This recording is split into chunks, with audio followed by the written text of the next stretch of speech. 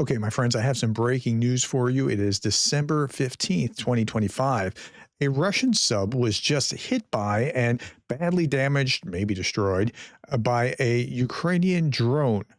A Ukrainian drone hit a Russian sub in port in Novorossiysk.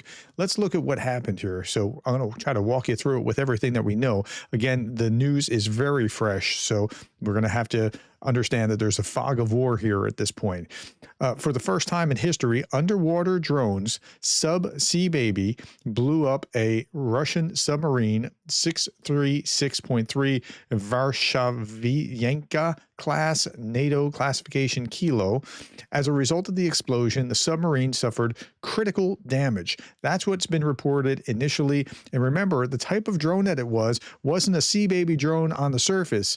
It's a Sub-Sea Baby drone. It's an underwater Sea Baby drone that hit this. Incredible operation. The Ukrainian Security Service, SSU, attacked a Russian Kilo-class submarine, Novorossiysk seaport, using an underwater drone known as a Sub-Sea Baby. And let's watch the footage. Okay, so this is kind of official footage being put out by Ukraine, right? And look over here to see what's going on. The sub is right here. And that looks like a lot of something. I'm not sure what exactly it is, but that's a lot of something. Okay. Ukraine just made naval warfare history. Ukraine has been continually making naval warfare history.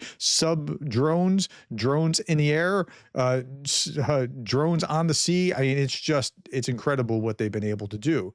The improved Kilo-class diesel electric submarine that was docked in Novorossiysk was hit near the engine room today in today's strike. Russian defense did not react before the strike. They didn't see it coming. So a sub was attacked by a drone sub. Like, expect more soon. I think that's right. I think they're going to have to get out of the Black Sea entirely into the Caspian Sea if they hope not to have this happen again.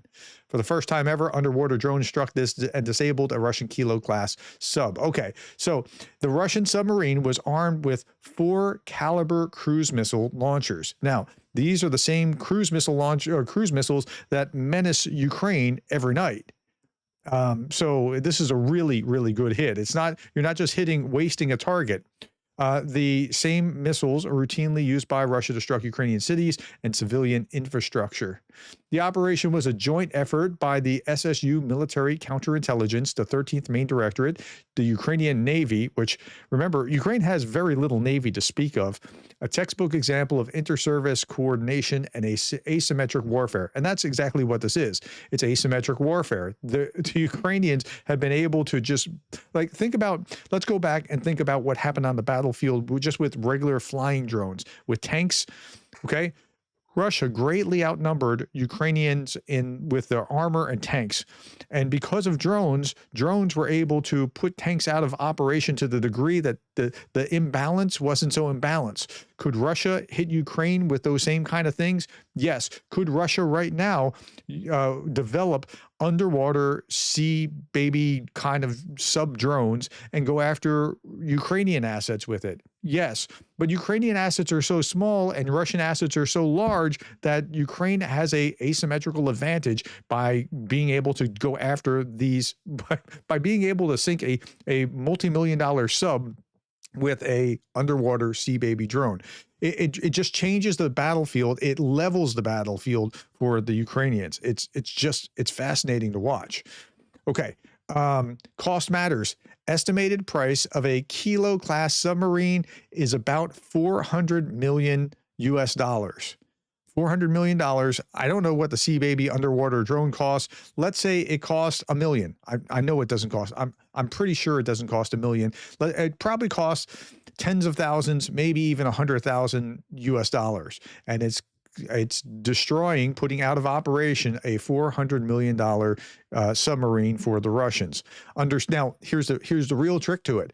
Under sanctions, building a replacement could cost up to $500 million.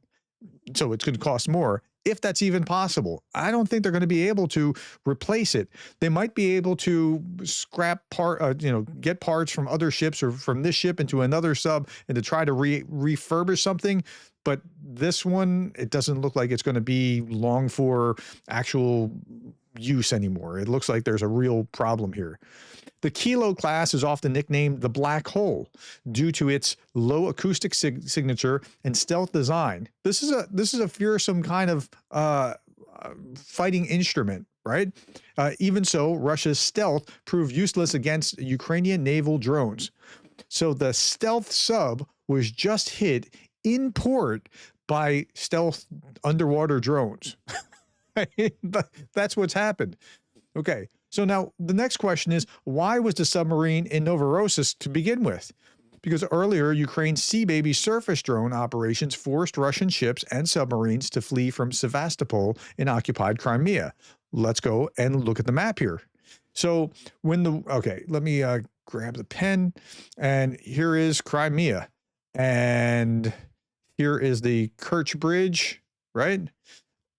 Okay, so this is Crimea. Sevastopol, somewhere down here, was a huge naval port for the Russians. Let's put an X on it because it's no longer being used. All the attacks, the seaborne attacks on Russian Navy forced them out, and they either went up here into the Sea of Azov, or they went to the port of Novorossiysk, or they went to the Caspian Sea through canal channels over to the Caspian. But the ones that went over here to the port of Novorossiysk went over here, and they think that this is a safe harbor. Okay, and this is where their military base is. It's not like everybody knows where they are. They're over here in the naval base, right?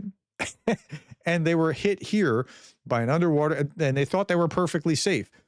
Again, in the beginning of the war, they thought that they were perfectly safe over in Sevastopol because Ukraine has no navy to speak of, and so how is Ukraine going to be able to hit it over here? That's what's happened over the course of the war. It's just astonishing. Okay, last little bit. Key takeaway: Ukraine is systematically degrading Russia's Black Sea fleet, not just pushing it back, but eliminating high-value assets. It's been a while since Ukraine has sunk a Russian military ship. I remember this time last year was when they were really going after. Was it last year or the year before? I remember being at a football game and like seeing things go up in the fall. I think it was last year. It might have been the year before, and seeing thing after thing going up, and then having to move away in order to report on it. The era of Russian naval impunity in the Black Sea is over. I think, honestly, they're going to have to get out of the Black Sea. Now, there's a canal that connects, and I'm not exactly sure what it looks like, or where exactly it connects, but there's some kind of canal that connects over into the Caspian Sea. I think that the Russians are either going to have to go back through Istanbul and out, or out over to the Caspian Sea, because this now, just today, made Novorossiysk unsustainable. They're going to put nets down and do other things to try to protect, but wow. Last little bit, I want to leave you with this image. Russia's Black Hole Kilo class submarines make the U.S. Navy cringe. This was a headline, and that's one of the ships that's no longer there. All right, that's what we know today. It is Monday, December 15th, 2025. Tell me what you think about what you saw here. Thank you for the time, the likes, the shares, and the subscribes. And thank you for joining me. Thank you for being the kind of person who cares about Ukraine.